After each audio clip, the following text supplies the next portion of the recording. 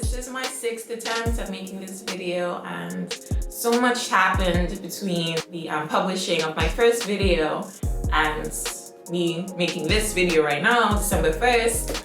And I don't want to go into it so much because I would literally need an entire hour to do that. But all I can say is trust in the universe, trust in its timing. Even if things aren't unraveling in the way that you would like it, some of those disappointments are definitely blessings in disguise. And I know that is the most cliche thing to say, but it is so true. There is so much credence to it.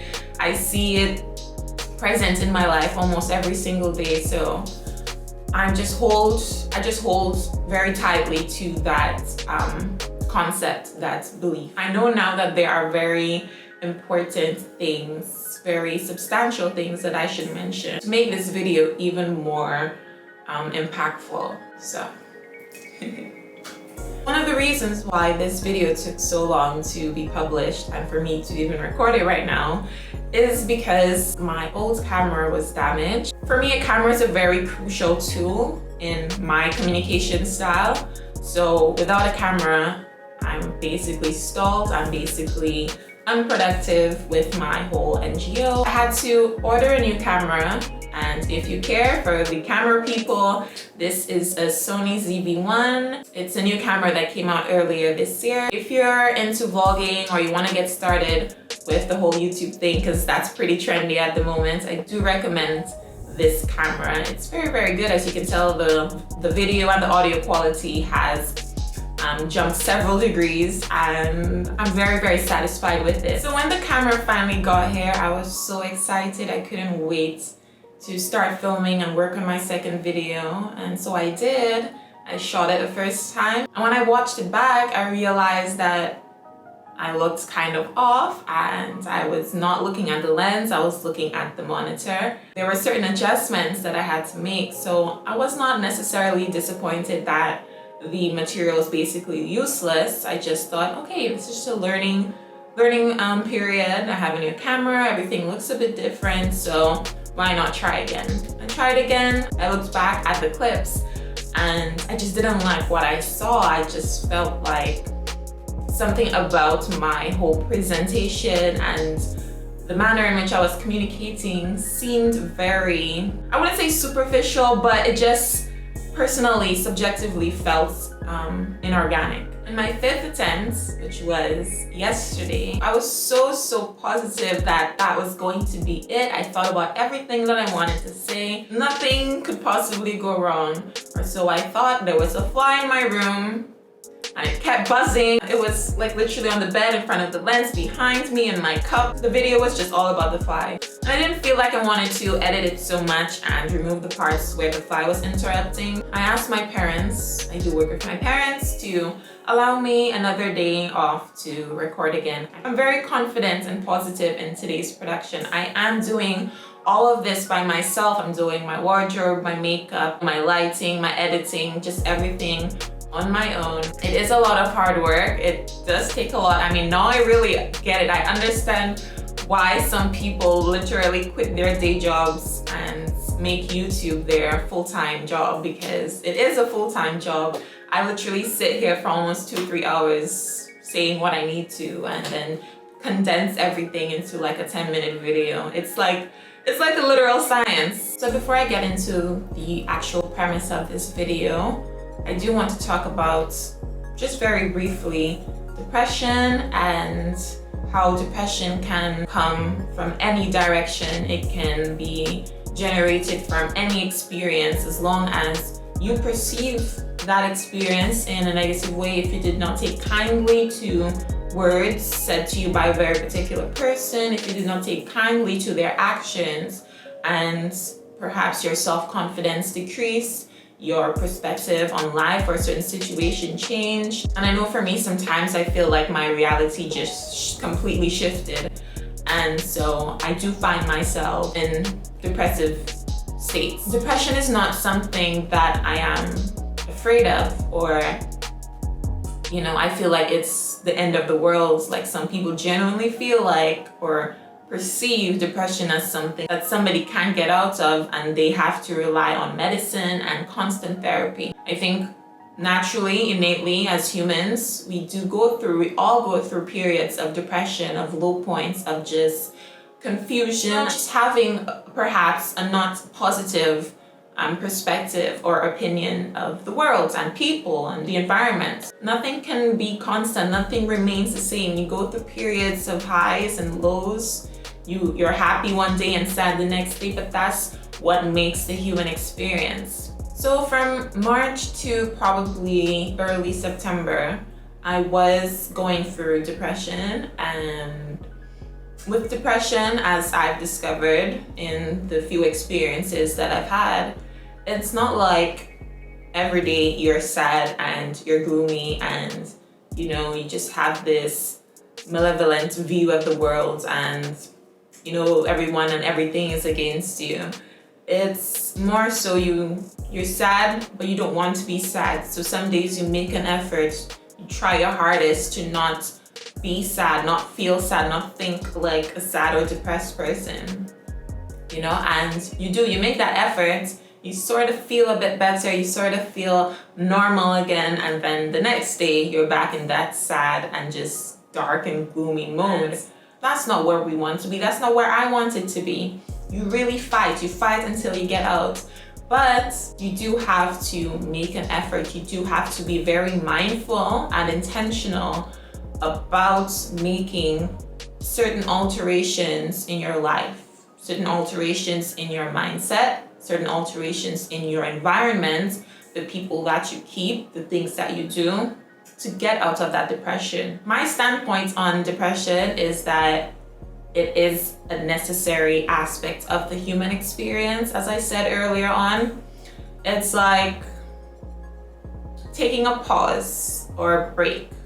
Not necessarily a pause that you really wanted, but the world, the universe is doing for you so that you can change your reality, so that you can change your perception, so that you can get to that point that you really want to be at, where all your dreams and your goals lie. So don't be afraid of depression. When it comes, I personally just ride it out. I just ride the wave. I'm not gonna fight it without thinking about what led me to this point of I assess everything around me, the people around me, my environment, and making a conscious effort to make changes. Because that's what the universe wants you to do. That's what the universe wanted me to do. And I've made those changes and I'm no longer depressed. I just hope the whole notion of depression and just mental health changes in the next couple years, because more and more people are going through depression, especially through this pandemic, especially in this epoch with so many changes, so many things drastically changing politically, economically, socially, environmentally. And it's a lot to take in. At times for me, it's very overwhelming. On top of that, you have your personal issues, in your home, in your family, at work.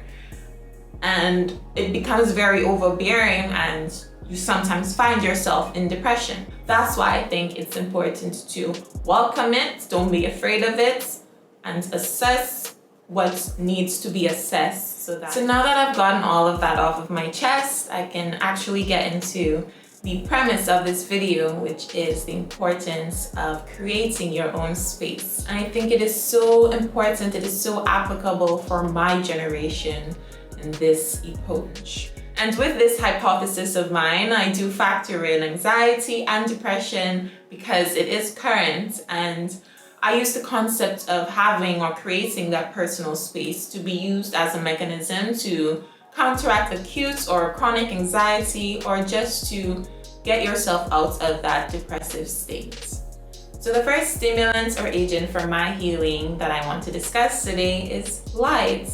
And we do know that there is energy in light, and the whole concept of light healing has actually been around since antiquity. Unlike with a lot of things in life, we do find things coming full circle, and I see that being so evident in my generation's current behavior.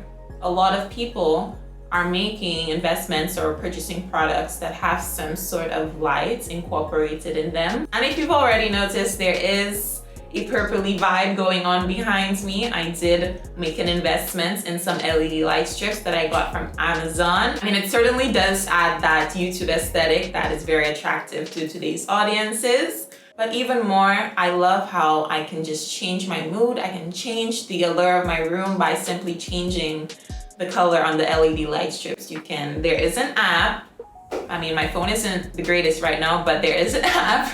You can actually sync your music to the LED light strips. So cool, so Generation Z.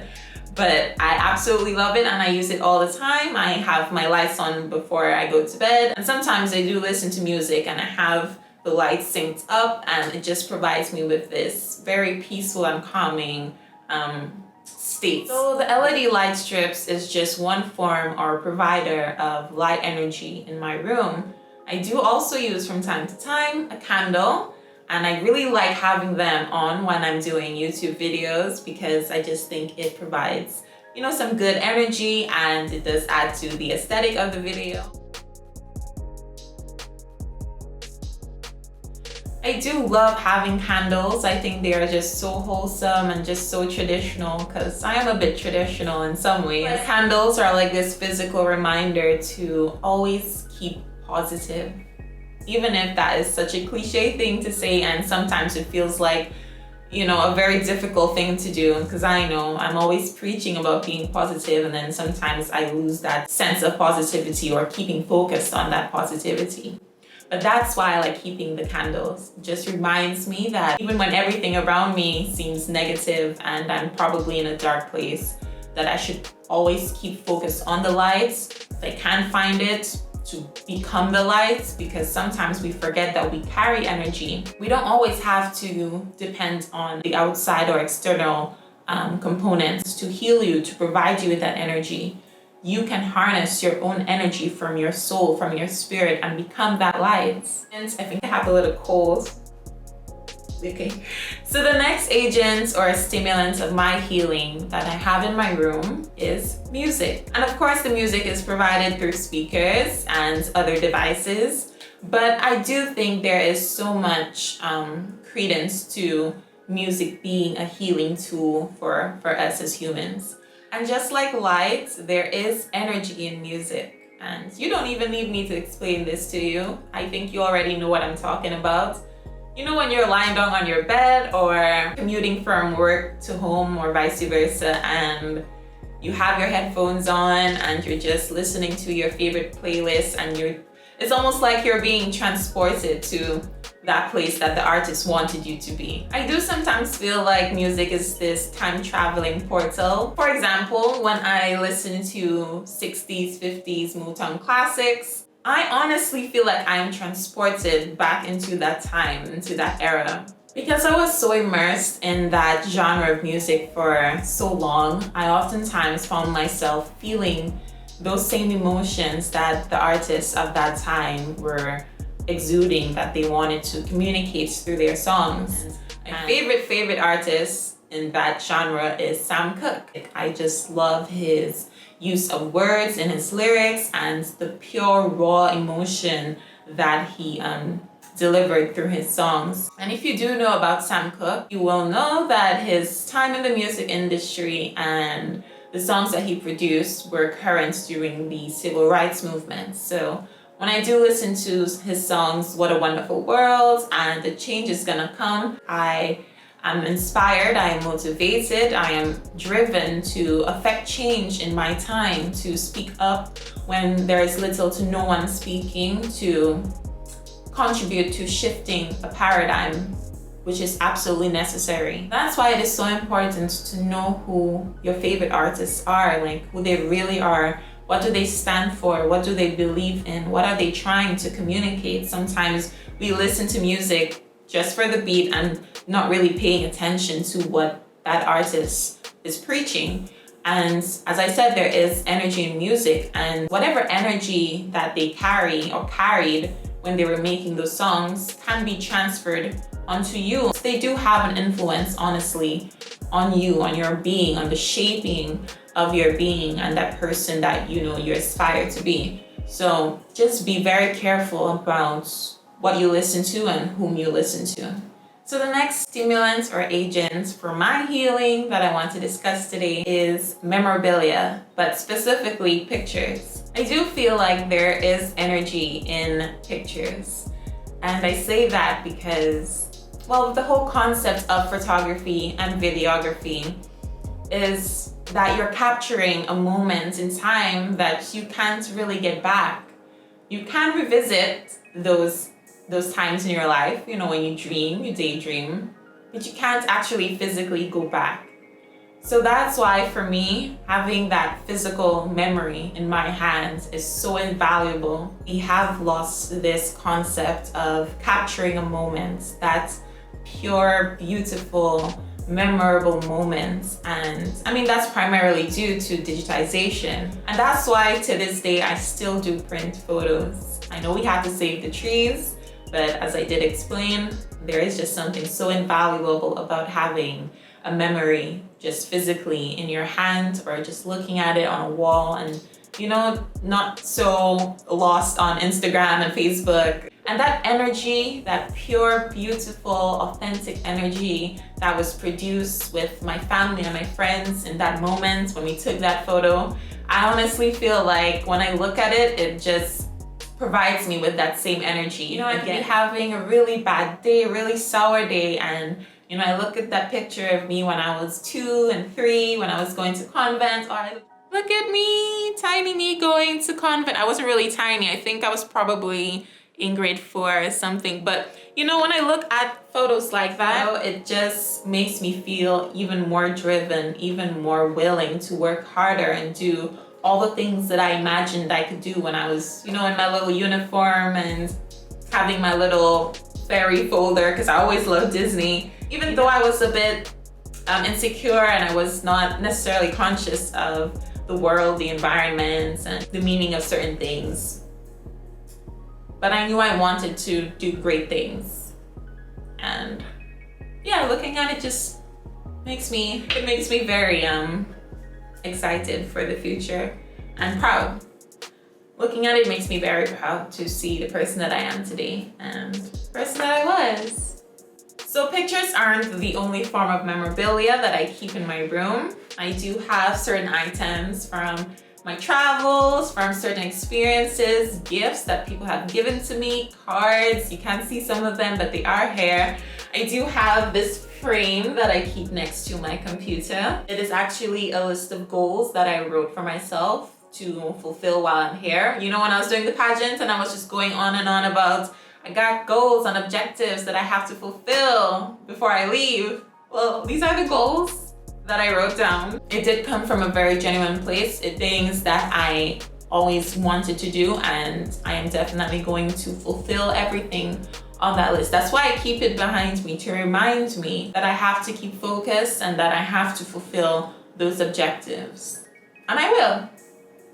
So the last 2 agents or stimulants for my healing and my comfort and my peace in my oasis are tea and aromatics. I wasn't really sure that I wanted to include it in this video because they are consumables. They aren't necessarily fixed items, but they do carry therapeutic properties. I love tea. If you know me personally, you know I love all kinds of teas. Chai lattes are like my absolute favorite beverage to have. I have them in the morning, I have them before bed, and sometimes while I'm working. Today I ended up having Choco Dominique as my replacement. You can do your research about herbal tea therapy, find out which teas work best for you, but I am going to just rave about chai tea lattes because I've been having them for the past 2 years. And I did want to mention the aromatics. Of course, you can get them from candles, but I do prefer the air diffuser, and I do have one right here. I don't know if I don't want to unplug it and show it to you guys, but if you go on Amazon, you will find a multitude of air diffusers and they are relatively inexpensive. All you need to do is add water and essential oils and it will just lift your room. It will literally change the allure of your room. You can do the research about essential oils and find out which oils can provide you with whatever benefit that you may need at the time, whether it can act as a mild sedative or just to provide that sense of calm and relaxation in your room. So this is the end of my video. My dogs are crying, my puppies are crying, my parents just got home to collect me so that we can go to work. And I'm tired. So I'm gonna end it. I think I said everything that I wanted to say. Don't be afraid to reach out to me if you would like to have somebody to talk to about something that you're going through. Whether I am available, I will leave my Facebook and Instagram handles somewhere here, and of course I will leave my email at the end of this video. So don't be afraid to reach out. I look forward to talking to some of you, and I do look forward to seeing you guys in the next video. I'm being a total YouTuber right now. Bye! Also, for those of you who aren't like big Facebook, Instagram type people, you can definitely 155% absolutely reach me at my email account. So I'm gonna leave the address right here on the end screen and we can be pen pals.